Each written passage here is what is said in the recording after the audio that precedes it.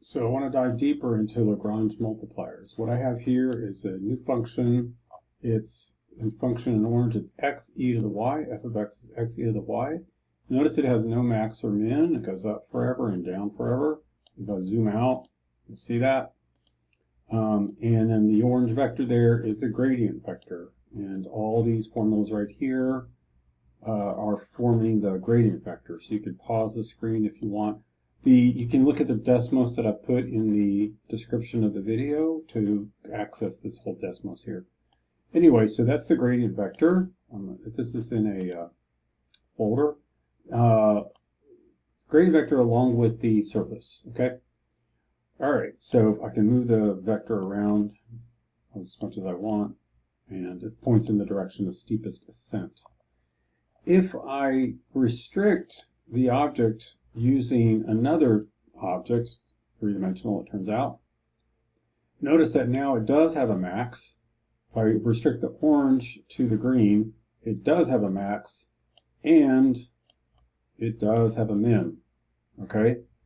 Now, the green object here is x squared plus y squared equals 2 over here. The left side of it I'm going to call g of xy. It's this object here.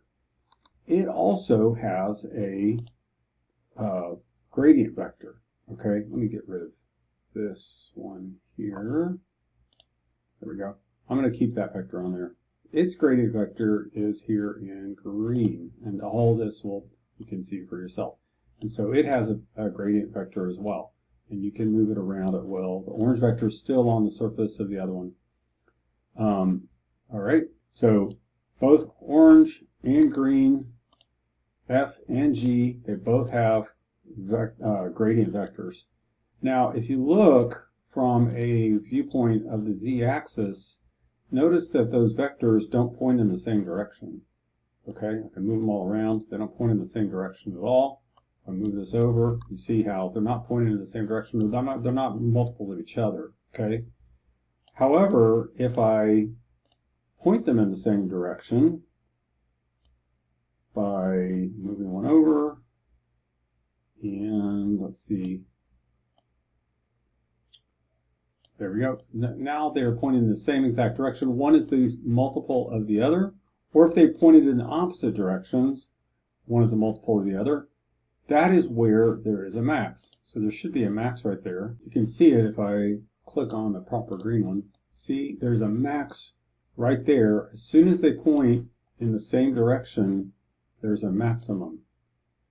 Okay, so they converge onto where the maximum would be as soon as they're pointing in the same direction. Now, I want to find out where their minimum is. Well, if they point in opposite directions, but there's still a scalar multiple of each other, you'll see that they come together again wherever there's a min. If you look, now there's a min down here, and if I look from the z-axis point of view, notice one is this way and one is that way. And the contour lines have everything to do with this. So I'll explain in the second part of this video what that's all about.